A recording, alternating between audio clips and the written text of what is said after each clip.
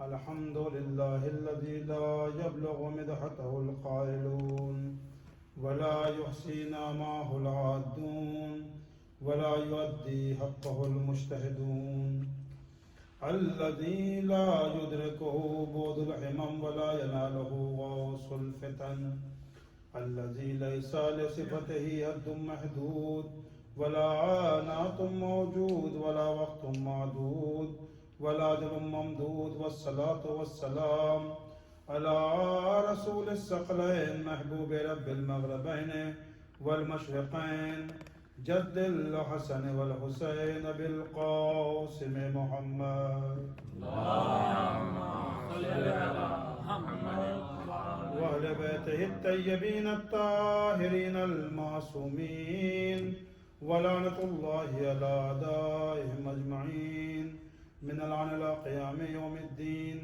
أما بعد فقد قال الله سبحانه تبارك وتعالى في كتابه الكريم وهو أصدق القائلين وقوله الحق بسم الله الرحمن الرحيم ومن يبتغي غير الإسلام دينا فلن يقبل منه وهو في الآخرة من الخاسرين صلى الله عليه وسلم. اللهم صل على محمد وآل محمد. محترم سامعین اور عزاداران سید الشہداء، یہ آج محفل مرتضیٰ کی امام کے صوبوں کی مجلس ہے. یہ قرآن مجید کے سورہ آل عمران کی آیت نمبر 85 آیت نمبر 85 ہے، جس میں ارشاد رب العزت ہو رہا ہے وَمَن يَبْتَغِ غیر اسلام دینہ، جو بھی اسلام کے علاوہ کسی اور دین کا اتباع کرے گا، پیروی کرے گا، اس کو فالو کرے گا، فَلَن يُقْبَلَ مِنْهُ، اس سے وہ دین، اس کا مذہب، اس کا ریلیجن قبول نہیں کیا جائے گا. وَهُوَ فِي الْآخِرَةِ مِنَ الْخَاسِرِينَ، اور وہ آخرت میں گھاٹا اٹھانے والوں میں سے ہوگا. لیکن سوال یہ ہے سب سے پہلے یہ کہ دین کو کیوں مانا جائے، کیا ضرورت ہے کہ دین کو مانا جائے. اس سے پہلے ایک سوال یہ کہ اللہ نے انسانوں کو پیدا ہی کیوں کیا؟ بھائی نہ پیدا کرتا تو اتنے دین نہ ہوتے، اتنا جھمیلا نہ ہوتا. ایک سوال کسی کے ذہن میں آ سکتا ہے کہ بھائی اللہ کو کیا ضرورت تھی کہ پیدا کرے، اور جب انسانوں کو پیدا کر دیا تو انسان آ کے اس دنیا کے اندر متحیر ہے، تعجب میں ہے کہ اب اس دین کو قبول کرے یا اس دین کو قبول کرے.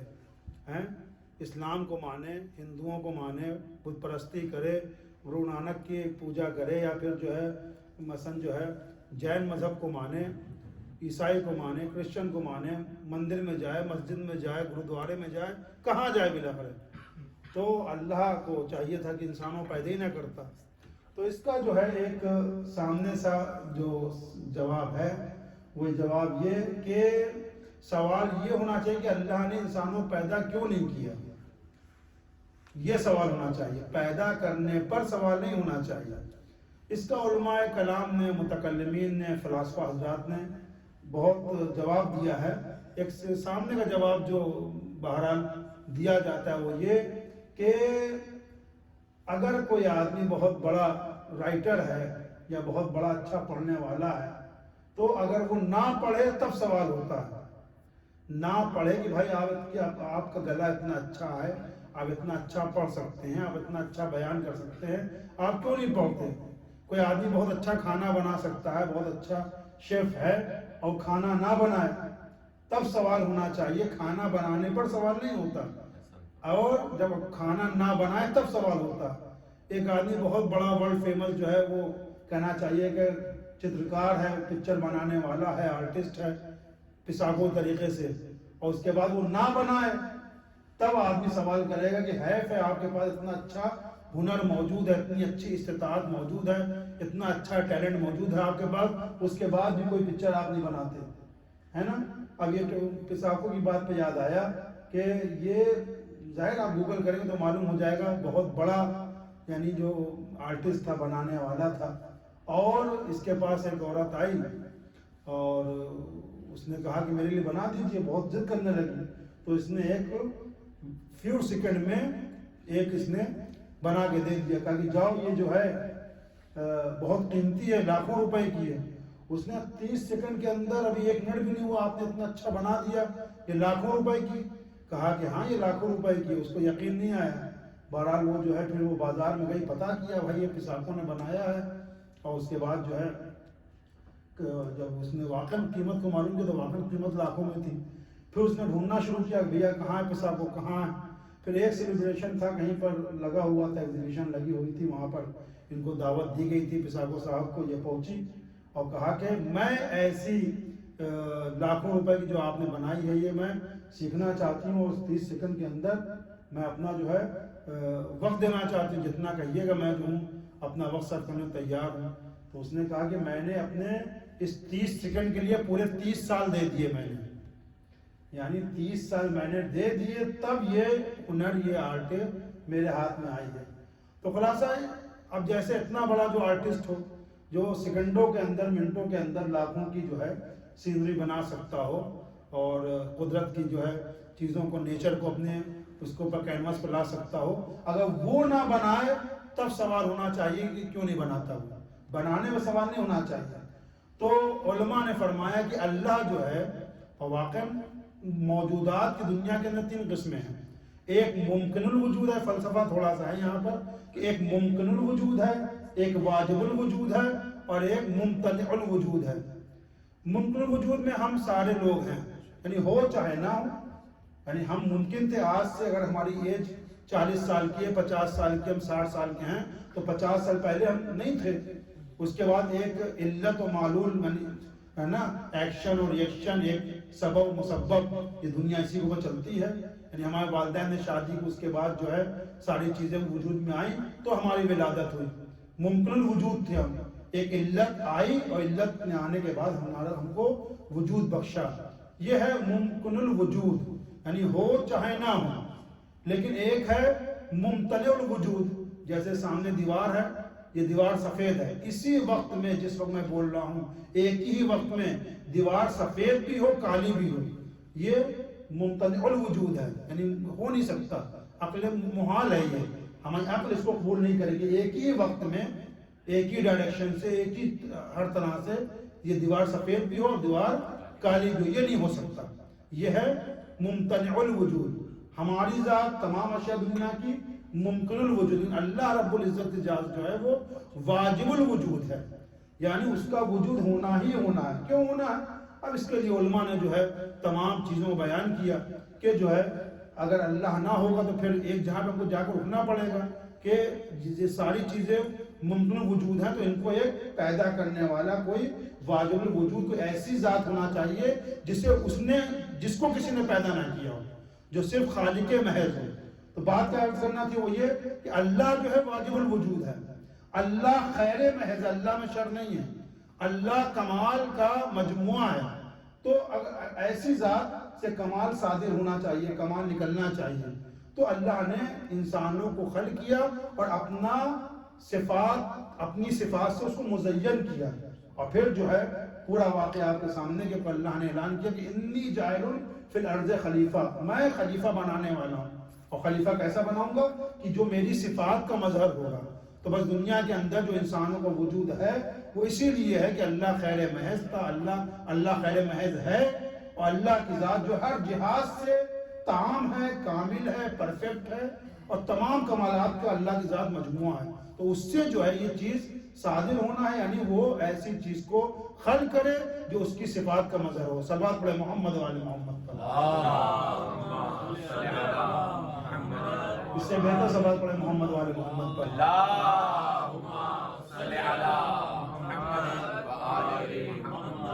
اللہ نے انسان کو اس لیے بھیجا، اس لیے پیدا کیا کہ انسان جائے اور ہمارا خلیفہ بن کر اب جو بھی اس دنیا کے اندر اپنے آپ کو جو ہے اللہ کی صفات سے نزدیک کرے گا وہ کمال کی منزل کو طے کرتا چلا جائے گا. اور اس کا جو کہنا چاہیے کہ انسان کامل، یہ ہمارے ائمہ علیہ السلام کہ ہر ایسپیکٹ سے، ہر پہلو سے جو ہے آپ کے اندر کمال ہی کمال ہے. جتنی بھی آپ کی پوری زندگی ہے ہر پہلو سے آپ کامل ہیں.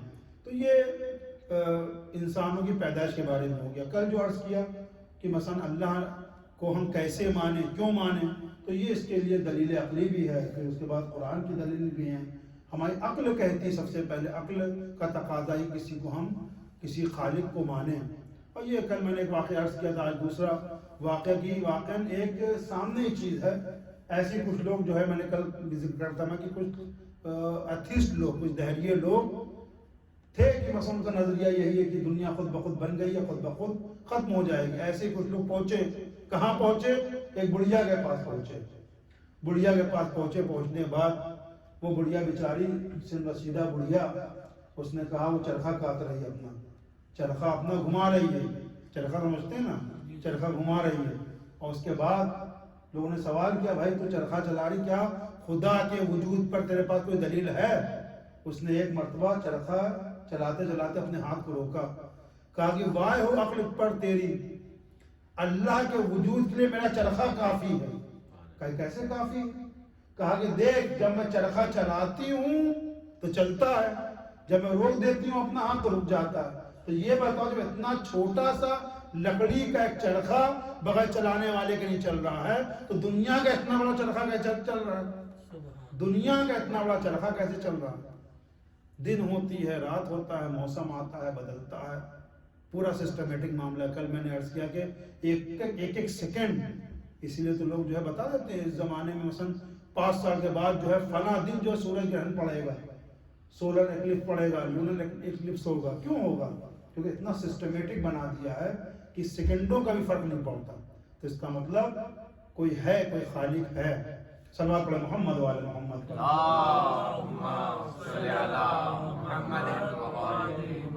تو سب سے پہلے اللہ نے انسانوں کو پیدا کیا کہ وہ اس کی صفات کا مظہر بنے. اس کے بعد پھر جو ہے یہ ہوا کہ انسان دنیا میں جائے اور کمالات کو لے. اچھا بھائی، اب ایک سوال یہ بھی ہو سکتا ہے کہ بھائی کیا وجہ ہے، کیا ہے کہ ہم دین کو مانیں، نہ مانیں کسی دین کو، نہ مانیں کسی دین کو. تو دین کا مطلب کیا ہے؟ دین یعنی الہی قانون، اس سے ہٹ کر نہیں ہے. الہی قانون کو ہم دین کہتے ہیں. ہر آدمی جو ہے باغ میں جانا چاہتا ہے، گارڈن میں جانا چاہتا ہے، وہاں پہ پھول لگے ہوئے ہیں، پیڑ لگے ہوئے ہیں، اور جنگل میں جانے سے آدمی ڈرتا ہے. بھائی کیوں ڈر رہے ہیں؟ کہا کہ سرکار وہاں جنگل میں جو ہے طرح طرح کے پیڑ ہیں، جانور ہوں گے، کاٹ لے گا، کوئی ایسا زہریلا جانور آ جائے کاٹ لے. تو جنگل میں جانے سے آدمی ڈر رہا ہے. بھائی وہاں بھی پیڑ ہے، یہاں بھی پیڑ ہے. کہا کہ سرکار آپ کو پتہ نہیں ہے، جنگل میں جو پیڑ ہے بغیر کسی قاعدے اور قانون کے اگے ہیں. جنگل کے پیڑ جو ہے، جو جنگل کے درخت ہیں، وہ بغیر کسی قاعدے اور قانون کے نکل آئے. جو پیڑ جہاں پہ نکل آیا نکل آیا. جو باغ کے اندر ٹکٹ لے کر جا رہے ہیں اور اپنا کچھ وہاں پر وقت بتانا چاہ رہے ہیں، گزارنا چاہ رہے ہیں، کیونکہ باغ میں جو درخت لگائے گئے ہیں وہ ایک قاعدے اور قانون کے تحت لگائے گئے ہیں. بس یہی کچھ معاملہ دین کا بھی ہے. اللہ نے دین کو اسی لیے بھیجا کہ ہماری زندگی جو ہے جنت کا نمونہ بن جائے، جنگل کا نمونہ نہ بنے. ہماری زندگی جنت کا نمونہ بنے. اور ہر ملک کے اندر قانون ہوتا ہے. آدمی کہے کہ ہم آزاد ہیں، ہم کو جو 94 میں فریڈم مل گیا، ہم پاکستان میں جو ہے 14 اگست 47 کو ہم کو آزادی مل گئی، ہم آزاد ہو گئے. ہندوستان والے کہیں 15 اگست 47 کو ہم آزاد ہو گئے. اب ہم جیسے دل کرے گا ویسے اپنی گاڑی چلائیں گے، جہاں دل کرے گا وہاں ہم رکیں گے، جہاں دل کرے گا وہاں ہم جائیں گے. کہا کہ نہیں سرکار آپ آزاد تو ہیں، لیکن you have to follow the rule of the country. آپ کو ہر جگہ سگریٹ آپ نہیں پی سکتے. یہاں ڈربن کے اندر ہر بیچ پر آپ کتے کو نہیں لگا سکتے، اپنے ہر بیچ سے آپ مچھلی نہیں پکڑ سکتے. قانون ہے. کہا کہ نہیں ہم آزاد ہوتے ہوئے بھی ہم کو رول کو فالو کرنا پڑے. کیوں فالو کرنا پڑے گا؟ تاکہ ہماری زندگی ایک اچھی زندگی بن سکے. بس جس طریقے سے باغ کے اندر مالی ہوا کرتے ہیں، سڑک پر پولیس والے ہوا کرتے ہیں، اسی طرح اللہ نے دین کے لیے انبیاء اور اماموں کو بھیجا ہے. صلوات پڑھے محمد والے محمد. انبیاء آئے، نبی حضرات آئے، امام آئے، تاکہ ہم کو بتائیں، جینے کا سلیقہ بتائیں، ہمیں قانون الہی سے آگاہ کریں کہ دیکھو یہ کرو گے تو ایسا ہوگا. جیسے پولیس والا بتاتا ہے بھائی آپ کو یہ روڈ جو ہے یہاں پہ بنے ہوئے گڈھے ہیں، یہاں پر آپ کو جو ہے تھوڑا سا دھیمے چلنا پڑے گا، یہاں پر جو ہے یو ٹرن ہے، بہت ہی خطرناک موڑ ہے، آپ کو جو ہے 40 کی اسپیڈ میں چلنا پڑے گا. پولیس والا ہم کو بتاتا ہے. جگہ جگہوں پر جو سائن بورڈ لگے ہوئے ہیں، تو اسلام نے بھی جو ہے سائن بورڈ بنا دیے، کچھ حدود مقرر کر دیے. اور قرآن کی آیت ہے کہ جو بھی اللہ کے حدود کو پار کرے گا، تعدی کرے گا، اس کے لیے سزا ہے. جو اللہ کے حدود کو مانے گا اس کی پیروی کرے گا، اس کے لیے یہاں بھی نجات ہے اور آخرت میں بھی نجات ہے۔ صلوات پڑھے محمد وآل محمد پر۔ اللہم صلی علی محمد وآل محمد۔ تو ہمیں دین کو ماننا ہے، دین ہمیں جینے کا طریقہ سکھائے گا، دین ہمیں جینے کا طریقہ سکھائے گا، دین ہماری زندگی کو مینٹین کرے گا۔ تو اب ہم جب دین کو ماننے تو کون سا دین مانیں، کس دین کو مانیں؟ اتنے سارے دین ہیں، بہت سارے، کس کو مانیں؟ ہندو بن جائیں، مورتی کو پوجا کریں، تو یہ بھی ہمارے تک عقل میں نہیں آتا۔ ہمارے دین اسلام کی خصوصیت یہی ہے کہ دین نے جو ہے عقلوں کو دعوت دی ہے۔ قرآن پورا پر ہے اس سے، افلا یتدبرون، کیوں نہیں پونڈر کرتے، کیوں نہیں کنسیڈر کرتے، کیوں نہیں سوچتے، کیوں نہیں تدبر کرتے، افلا یتفکرون، کیوں نہیں فکر کرتے۔ قرآن بھرا پڑا، اسی لیے ہمارے یہاں جو ہے فروع دین میں تقلید ہے، اصول دین میں تقلید نہیں ہے۔ اصول دین میں تقلید حرام ہے۔ اصول دین یعنی کیا؟ توحید، عدالت، نبوت، امامت اور قیامت، اس میں ہم تقلید نہیں کر سکتے۔ بابا ہمارے مانتے تھے اللہ کو، لہذا ہم بھی مان رہے ہیں، اس میں تقلید نہیں کر سکتے ہم۔ اس میں ہم کو اپنی عقل سے پرکھ کر ماننا پڑے گا، ہم کو عقل کے ذریعے سے سمجھنا پڑے گا، ہم کو دلیلوں کے ذریعے سے اللہ کو ماننا پڑے گا۔ جب ایک چھوٹی سے چھوٹی چیز، کل ہی میں نے عرض کیا کہ جب بغیر بنانے والے کے نہیں بن سکتی، تو اتنی بڑی دنیا، وہ بھی اتنی سسٹمیٹک دنیا، تو اس لیے جو ہے اللہ کے وجود کو ماننا پڑے گا۔ اور یہاں پر جو ہم اس بات میں اضافہ کریں کہ ہم کو سمجھنا پڑے گا دین اسلام جو ہے یہ عقلی دین ہے، اس نے عقلوں کو دعوت دی ہے۔ ورنہ آپ بہت معذرت ساتھ دوسرے مذہب میں چلے جائیے، جناب عیسائی مذہب کو لے لیجیے، کسی پہ ٹونٹ نہیں کر، لیکن بھارت ان کی مجبوری ہے کہ وہ ثابت نہیں کر سکتے کہ ایک ہی وقت میں تین چیزیں ایک کیسے ہیں، در حالی کہ وہ تین ہیں اور ایک ہیں۔ بھائی یا ایک ہے یا تین ہے، جب تین ہے تو ایک نہیں ہے، جب ایک ہے تو تین نہیں ہے۔ یہی تو ان کا عقیدہ ہے، تثلیث، ٹرینٹی، یہی تو ہے نا کہ تین ہوتے ہوئے بھی ایک ہے، ایک ہوتے ہوئے بھی تین ہے نا۔ مسیح ہیں، روح القدس ہیں اور اللہ ہے نا، جبرائیل اس میں بھی آ گئے، ہولی سول کہتے ہیں اس کو، وہ اس کے اندر آ گئے۔ تو تین ہوتے ہوئے وہ سمجھا نہیں سکتے، اور اس کے بعد کہتے ہیں نہیں اب سوال نہ کرو، یہاں پر سوال نہ کرو۔ اسی طریقے سے جو ہے آپ اور مذہب میں لیجئے کہ اللہ کو جو ہے جسمانیات والا مان لیا کہ اللہ جسم والا ہے، اللہ جو ہے شب جمعہ جو ہے کھچر کے اوپر سوار ہو کے آتا ہے، اللہ جو ہے اللہ کا ہاتھ، قرآن کی آیتوں غلط مطلب نکالا کہ اللہ کا ہاتھ سب سے اونچا ہے، سب سے قوی ہے، سب سے جو ہے بہت بڑا ہاتھ ہے اس کا، جہاں چاہے پہنچا دے اپنے ہاتھ کو، اس کی ٹانگیں بہت بڑی بڑی ہیں، وہ کراؤن کے اوپر کرسی کو بیٹھا ہوا ہے، اپنا پیر جو ہے گویا لٹکائے ہوئے، اتنا اس کا پیر اتنا بڑا ہے، اور سب کتابوں میں ہے کہ ایک مغرب کی طرف اس کا پیر جا رہا ہے، دوسرا پیر مشرق کی طرف جا رہا ہے، یعنی اللہ کو جسمانیات والا مان لیا۔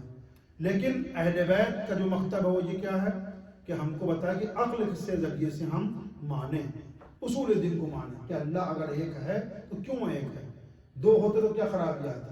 آپ دیکھیں چھوٹا سا کام ہے، ایک بریانی بننا ہے تو کیا ہوتا ہے کہ فارسی کی مثل ہے کہ اگر دو آشپز ہو جائیں، دو پکانے والے ہو جائیں، دو شیف ہو جائیں تو کھانا جو ہے پھر خراب ہو جاتا ہے۔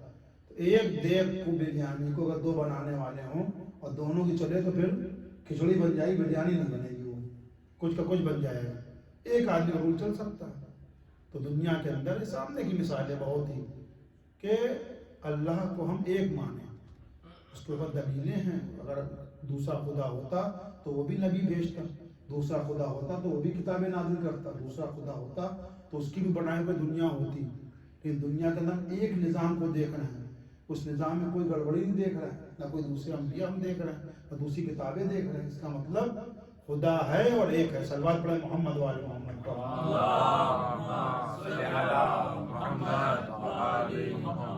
اب چلیں، جب دین کو مان لیا، ہم نے اللہ کو مان لیا، دین کو مان لیا، تو اب دین اسلام کو ہم نے قبول کر لیا۔ کیوں قبول کر لیا؟ اس اسلام کے اندر کیا خوبیاں ہیں، کیا خوبیاں ہیں؟ تو اللہ نے دوسری آیت میں ارشاد فرمایا ان الدین عند اللہ الاسلام، اللہ کے نزدیک اگر دین ہے تو اسلام ہے۔ کیا خصوصیت اسلام کی؟ تو اسلام کی خصوصیت، سب سے پہلی خصوصیت یہ ہے کہ سب سے پرانا دین ہے یہی دین تھا ہی. جناب آدم آئے تو اسی دین کو لے کر آئے. ہر نبی کے زمانے میں ان کا کلمہ یہی تھا لا الہ الا اللہ. کہو کہ اللہ ایک ہے تفلحوا تم نجات پا جاؤ گے. کلمہ بدلتا تھا, موسیٰ رسول اللہ, عیسیٰ رسول اللہ, کلمہ بدلتا تھا لیکن کلمے کا پہلا حصہ یہی تھا. جتنے بھی انبیاء آئے وہ اسی دین کے اوپر آئے کہ اللہ کی وحدانیت کا لوگوں سے اقرار لیں اور لوگوں کو بت پرستی اور جو دوسرے کاموں میں غرق ہیں ان سے نکال کے ان کو صراط مستقیم کا راستہ دکھائیں. یہ اسلام میں بھی یہی, جب رسول خدا آئے ہیں انہوں نے بتایا کہ بت پرستی یہ لات و حبل جو قرآن کی آیتیں جس کا اشارہ کر رہی ہیں کہ اپنے ہاتھوں سے بتوں کو بناتے ہو, کھجوروں سے بتوں کو بناتے تھے, اس کی عبادت کرتے تھے, جب بھوک لگتی تھی اسی کھجور کھا لیتے تھے, انہی کھجوروں کھا لیتے تھے اپنے ہاتھوں سے تراشے ہوئے بتوں کو, ہے نا. جناب ابراہیم یہی تو تھے جو ان کے چچا نے دیا, تو یہی تو کرتے تھے بیچارے کہ وہ پیر میں رسی باندھ لی بتوں کے اور اس کے بعد لے جا رہے بازاروں کے اندر گھسیٹتے ہوئے. کون ہے جو ان بتوں کو خریدو گا, کون جو خریدے گا؟ کمپلین پہنچی چچا کے پاس کہ بھائی وہ تو اس طرح سے بتوں کی بے عزتی کر رہے ہیں, تو بڑا مسئلہ. تو جناب ابراہیم علیہ السلام نے بتایا کہ نہیں, جو بت خود اپنی حفاظت نہیں کر سکتے, نہ چل سکتے, نہ کر سکتے ہیں, ان کو دودھ سے نہلاؤ چاہے پانی سے, کوئی اثر ان کو پڑنے والا نہیں ہے. تو یہ جو ہے بت ہمارے خدا نہیں ہو سکتے. پھر جو ہے دنیا جب اور آگے بڑھی, جناب ابراہیم کے زمانے کا واقعہ کہ جب لوگوں نے اگتے ہوئے سورج کو دیکھا کہ بہت بڑا ہے اور ہم کو روشنی دے رہا ہے, گرمی دے رہا ہے, اس کے اندر انرجی بہت زیادہ ہے, یہ ہمارا خدا ہے. تو قرآن کی آیتیں اس کی شاہد ہے کہ جناب ابراہیم نے کہا کہ نہیں, جب ڈوب جائے وہ ہمارا خدا نہیں ہو سکتا. ڈوب گیا, کہا کہ نہیں یہ خدا نہیں ہو سکتا. پھر چاند کو دیکھا, یہ روشنی دیتا. اسی طریقے سے بہت انبیاء آتے گئے, بتاتے گئے. اسلام بہرحال سب سے پرانا مذہب اسلام, اور ہر نبی جو ہے اسی لیے آیا. یہ اسلام کی پہلی خوبی ہم بتا سکتے ہیں کہ ہم اسلام کو کیوں فالو کریں. ہر نبی اسی کی تبلیغ کے لیے آیا. دوسری جو اسلام کی خوبی یہ ہے, اور بہت اہم خوبیوں میں سے ہے, جس کی وجہ دنیا آج متوجہ ہے اسلام کی طرف اور لوگ اسلام قبول کر رہے ہیں, وہ یہ کہ اسلام نے بندے اور خدا کے حقوق کا بیک وقت خیال رکھا ہے. بہت اہم موضوع ہے کہ اس کے اندر, اسلام کے اندر افراد و تفرید نہیں ہے. اسلام اعتدال کا مذہب ہے. اب ایسا نہیں کہ نماز پڑھنا ہے تو بھیا ہٹ جاؤ, اب دھکا دے دیا کسی کو, ہم کو نماز پڑھنا, پانی چھین لیا. نہیں, شرط ہے وضو میں کہ پانی مباح ہونا چاہیے, پانی غصبی نہ ہو, جگہ مباح ہو. یعنی اگر کوئی آدمی کرائے کے مکان میں رہ رہا ہے تو اس نے کرایہ دیا ہو, ورنہ نماز صحیح نہیں ہے. اگر مشترکہ مکان ہے, دو بھائیوں کا ہے, تو دوسرا بھائی راضی ہو تب نماز صحیح اس مکان کے اندر. حتیٰ اگر وضو کا پانی کسی کی چھت پر گر رہا ہے تو وہ پڑوسی راضی ہونا چاہیے, ورنہ وضو باطل ہے ہمارا. اسلام نے یہ نہیں کہا کہ دیکھو بس اللہ کی عبادت کرنا ہے تو جیسے بھی کرنا, نہیں, اللہ کا بھی خیال ہے اور اسی وقت بندے کے حقوق کا بھی خیال ہے کہ وہ بندے کے حقوق کو ضائع نہیں کر سکتے. یہاں تک کہ کوئی آدمی اگر نماز کی حالت میں ہے اور کوئی آدمی جس کو قرضہ جس سے لیا وہ آ گیا, قرضدار آ گیا, جس کا ہم نے قرضہ لے رکھا ہے, وہ مانگے, تو نماز کی حالت میں اگر ہم قرضہ ادا کر سکتے ہیں تو جیب میں ہاتھ ڈال کے اس کا قرضہ دے دیں. ورنہ اگر نماز کا وقت جو ہے وہ وسیع ہے تو اس کو نماز کے بعد اس کا قرضہ ادا کریں. اگر نماز کا وقت شارٹ ہے تو یہاں پر یہ کہ مثلا اسی حالت میں ہم قرضہ دیں اس کا. اتنا زیادہ اسلام نے تاکید کی ہے حقوق عباد کے اوپر, ایک ہی وقت پہ خیال رکھا ہے.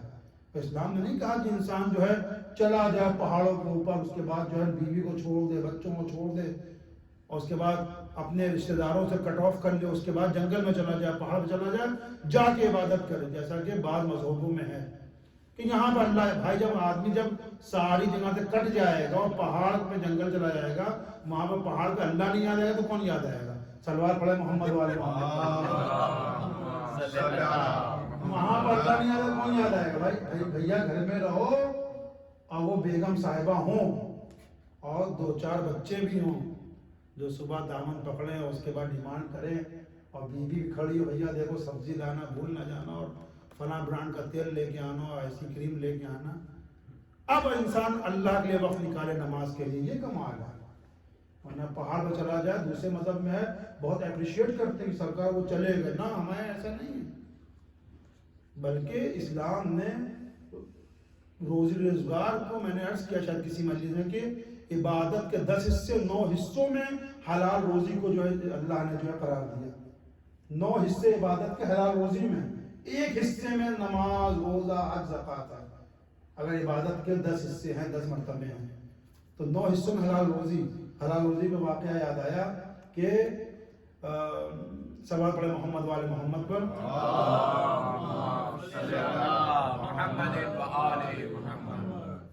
جنگ تبوک کے بعد، ایک جنگ ہے اسلام، جنگ تبوک کے بعد رسول اللہ کے ایک صحابی ہیں سعد انصاری، وہ رسول اللہ سے شاید پہلے عرض کیا ہوا واقعہ، رسول اللہ سے ملنے کے لیے آئے، جب ملنے کے لیے آئے تو رسول اللہ جب مصافحہ کیا تو رسول اللہ نے دیکھا ان کے ہاتھوں میں برسٹل پڑے ہوئے ہیں، گٹے پڑے ہوئے ہیں، کہ اے سعد تمہارا ہاتھ اتنا کھدرا کیوں ہے، کیوں اتنے گٹے پڑے ہوئے ہیں؟ کہا کہ یا رسول اللہ میں جو ہوں عیال والا ہوں، میرے بال بچے ہیں، اور مجھے ان کے روزی کے لیے، ان کی اپنے معیشت کو چلانے کے لیے، اپنے گھر کو چلانے کے لیے صبح میں گھر سے نکلتا ہوں، مجھے مشقت کرنا پڑتی ہے، محنت کرنا پڑتی ہے، اس محنت کی وجہ سے میرے ہاتھوں پہ گٹے پڑ گئے، میرے ہاتھوں گٹے پڑ گئے۔ روایت بتاتی ہے کہ رسول خدا نے اس ہاتھ کو چوما، اس کے بعد چوما، چومنے کے بعد کیا فرمایا؟ ھذا یدن، یہ وہ ہاتھ ہے لا تمسہ النار، جسے جہنم کی آگ چھو بھی نہیں پائے گی۔ صلوات پڑھیں محمد والے محمد پر۔ یہ وہ ہاتھ ہے جسے جہنم کی آگ چھو بھی نہیں پائے گی۔ تو یہ حلال روزی کا جو ہے مرتبہ ہے، اس کا یہ بھی عبادت ہے۔ تو والے اسلام کے اندر جو ہے میں عرض کر رہا تھا کہ بیک وقت خیال رکھا ہے۔ دوسرے مذہبوں کے اندر عبادت کیسے کی جائے یہ بتایا جائے گا، لیکن ہمارے مذہب کے اندر عبادت کا بتایا گیا ہے کہ عبادت کیسے کی جائے، تو معاملات کیسے کیے جائیں، ٹرانزیکشن کیسے کیا جائے، یہی بتایا گیا ہے۔ قرآن کیا ہے، جب بھی کسی کو قرض دو تو لکھ لو، گواہ بناؤ کسی کو، ورنہ آپ کو آدمی کہتا رہے بھیا فلاں کو میں نے قرض دیا، کوئی پروف ہے آپ کے پاس؟ کتنا ہماری لائف میں ہوتا ہے، اور اس کو یہ ہمارے سماج کا یہ المیہ ہے واقعہ کہ لوگ اس کو برا سمجھتے ہیں۔ آپ کو میرے پاس یقین نہیں ہے؟ بھائی یقین ہے تبھی تو لکھوا رہے ہیں، ورنہ دیتے ہی نہ سرے سے۔ لوگ برا سمجھتے ہیں اس کو، بھائی کیا ہم 20 سال سے محلے میں رہتے ہیں اور آپ کو یقین نہیں ہے، آپ 20,000 روپے دے رہے ہوں لکھوا رہے ہیں؟ بھائی قرآن کا یہ حکم ہے، لکھواؤ، گواہ بناؤ۔ لیکن ہمارے یہاں یہ ہے کہ نہیں، انسان دے دیتا ہے پھر بعد میں جو ہے شکایت کرتا ہے۔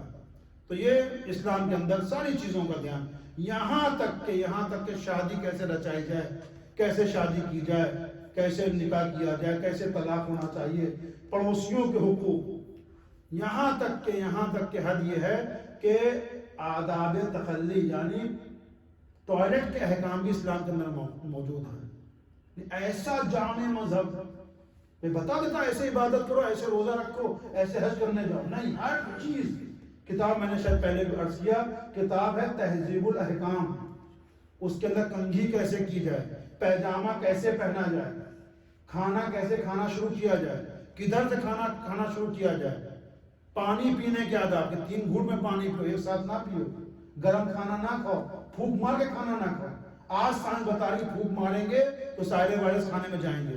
ٹوٹے مگ میں پانی نہ پیو، ٹوٹا مگ ہوگا اس کے اندر وائرس چھپے ہوں گے، ٹوٹے مگ میں پانی پینا مکروہ۔ آج سائنس بتا رہی ہے، جب پہلے وائرس ڈسکور بھی نہیں ہوا تب اسلام نے بتایا ٹوٹے مگ میں پانی نہ پیو، گرم کھانا مکروہ ہے، ٹوٹے مگ میں کھانا مکروہ ہے، گندے ہاتھوں کھانا مکروہ ہے۔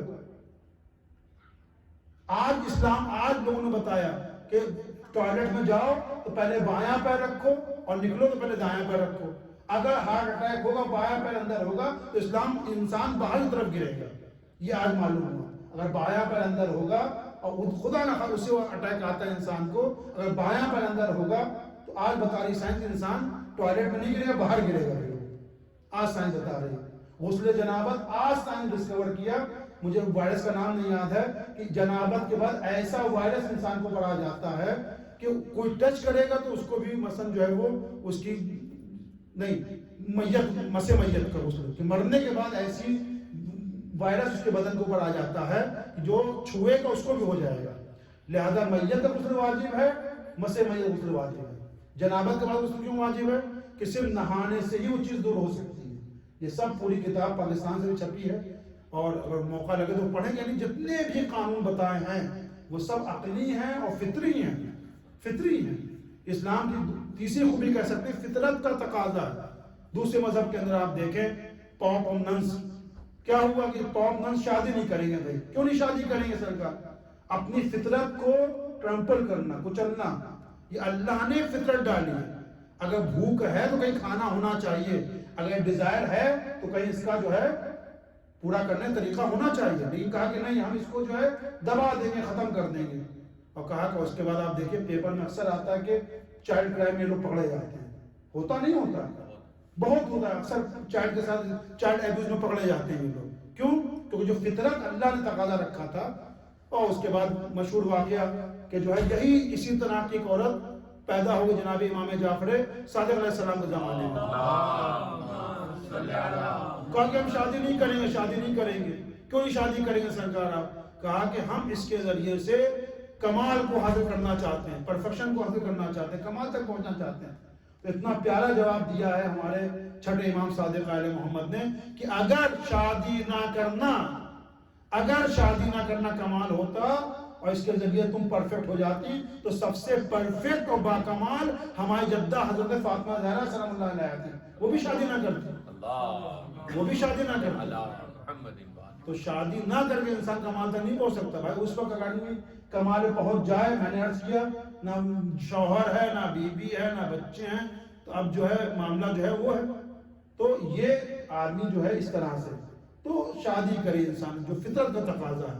فطرت تقاضا کہ انسان کے پاس بچے ہونا چاہیے، اس کا ماں باپ ہیں، والدین ہیں، ان کے تقاضے ہیں، انسان فیملی کے اندر ہے. تو یہ اسلام کی خوبیوں میں سے بہت ساری خوبیاں ہیں کہ اسلام نے جس کی طرف اشارہ کیا کہ فطرت ہے کو انسان پورا کرے. سب سے پرانا مذہب، پھر اس کے بعد اللہ نے جو ہے انبیاء کا سلسلہ شروع کیا ہدایت کے لیے کہ انسان کبھی کمپلین نہ کر سکے ہم کس سے پوچھتے، کس سے سوال کرتے. تو انبیاء سلسلہ رکھ کے اللہ نے بتا دیا کہ اب جو انسان شکایت نہیں کر سکتا. سورہ احزاب میں اللہ نے ارشاد فرما دیا، کہہ دیا کہ ہم نے انا ہدیناہ السبیل اما شاکرا و اما کفورا. ہم نے ہدایت کر دی راستے کی، چاہے وہ تم میرے شاکر بندے بن جاؤ، چاہے کفران نعمت کرو، کافر بندے بن جاؤ، میری بات کو نہ مانو. تو لہذا یہ اسلام کی خوبیاں ہیں. اور اسی اسلام کے لیے امام حسین علیہ السلام کربلا کے میدان میں اپنے خانوادے کو لے کر، اپنے اہل عیال کو لے کر آ گئے کہ اسلام بچ جائے، اسلام بچ جائے. بس آج 12 محرم ہو گئی اور یہ مصائب جو ہیں اہل اطہار کے اوپر بہت ہی سخت دن ہیں ان کے اوپر. یہ ایام کہ واقعی کربلا والوں کے مصائب، جو کربلا کے شہید تھے ان کے مصائب کربلا میں ختم ہو گئے، لیکن سیدانیوں کے مصائب اب شروع ہوئے ہیں. یہی امام حسین علیہ السلام نے فرمایا تھا، بہن زینب ام کلثوم، یہ سجاد تمہارا جہاد کوفے اور شام میں ہوگا. اللہ اکبر. یہ کربلا سے وقت قافلہ جا رہا ہے اور آنے کے بعد جب اس کو کوفے میں لے جایا جاتا ہے، آپ تصور کریں، بس صرف تصور شرط عزیزوں کہ اگر کسی شہر میں کوئی آدمی بہت ہی باعزت ہو، بہت ہی باعزت ہو، لوگ سلام کرتے ہوں، اس کی ایک اسٹیٹس ہو، اس کی ایک ویلو ہو، اور اسی مثلا خدا نہ خواستہ ایسے حالات بنے کہ وہ مجرموں کی طریقے سے لایا جائے، تو اس کو دل پہ کیا گزرے گی. اب یہ کوفہ کون سا کوفہ ہے جہاں پر مولا کائنات نے کم و بیش 5 سال حکومت کی ہے، 5 سال حکومت کی ہے. اسی کوفے جناب زینب کہتے ہیں درس دیا کرتی تھی عورتوں کو. اسی کوفے کے اندر جو ہے مولا علی کی حکومت تھی. اس کوفے کے اندر کس طریقے سے اہل اطہار کو لے جایا جا رہا ہے کہ ابن زیاد کے دربار میں، کہ ابھی کوفے کا دربار دور ہے لیکن بازاروں کو سجایا گیا ہے اور اہل اطہار کو روکا گیا ہے کہ ابھی بازار کو تزئین کیا جا رہا ہے، دربار کو آمادہ کیا جا رہا ہے. اللہ اکبر. یہ جناب زینب ام کلثوم کا جہاد تھا. اور جب اس طرح سے بازار میں گئی ہے جناب زینب ام کلثوم تو آپ نے یہی کہا ہے، یا اہل کوفہ غضوا ابصارکم، اے اہل کوفہ اپنی نظروں کو نیچے کر لو، اپنی آنکھوں کو بند کر لو. کیا تمہیں شرم نہیں آتی ہے کہ ہم آل نبی ہیں، ہم آل سیدہ ہیں، ہم آل علی ہیں، ہم علی اور فاطمہ کی بیٹیاں ہیں، ہم تمہارے رسول کی نواسیاں ہیں کہ انہیں دیار بدار پھرایا جا رہا ہے اور تم لوگوں کی شرمو کیا ہو گیا ہے، تمہیں حیا کیا ہو گیا ہے کہ تم لوگ اس طرح سے جو ہے ہمارا تماشا دیکھنے کے لیے آئے ہو یہاں پر جمع ہوئے ہو۔ اللہ اکبر، خدا جو ہے تم کو جو ہے کوئی خوشی نصیب نہ کرے۔ اور اس کے بعد اس طرح سے جو ہے آپ نے خطاب کیا ہے، اور آپ ابن زیاد کے دربار میں جب لائی گئی ہیں تو ابن زیاد جب آپ سے مخاطب ہوا ہے اور تمام آپ کو اپنے دیے اس نے تانا مارا کہ نہیں دیکھا کہ اللہ نے تمہارے ساتھ کیا کیا۔ تو جناب زینب کا وہ مشہور فقرہ کہ ما رأیت الا جمیلا، ہم نے خوبصورتی کے علاوہ جمال کے علاوہ کچھ نہیں دیکھا۔ اللہ اکبر۔ لیکن اس سے پہلے روایت بتاتی ہے کہ بازار کوفہ کے اندر لوگ صدقے کی کھجوریں پھینک رہے تھے۔ جناب زینب ام کلثوم کا دل یہاں پر بھی بھر آیا۔ آپ نے خطاب کر کے یہی کہا، یا اہل الکوفہ تمہیں کیا ہو گیا ہے؟ ہم آل نبی ہیں، ہم آل رسول ہیں، الصدقۃ حرام علینا، ہمارے اوپر صدقہ حرام ہے۔ لو عزیزوں، دربار ابن زیاد ہے اور یہ بیویاں ہیں، چوتھے امام بھی ہیں، جناب زینب ام کلثوم ہیں، جناب سکینہ ہیں، اور ابن زیاد کا دربار ہے۔ اسی دربار میں جناب مختار بھی ہیں، قید خانے کے اندر ہیں کوفے میں، اور آپ کو خبر نہیں ہے کہ کربلا میں کیا ہو گیا۔ ابن زیاد ایک تشت طلا میں سر حسین رکھا ہوا ہے، اس کے ساتھ اپنی چھڑی سے بے حرمتی کر رہا ہے، بے ادبی کر رہا ہے۔ کسی صحابی رسول نے ٹوک دیا، اے ابن زیاد کیا کرتا ہے؟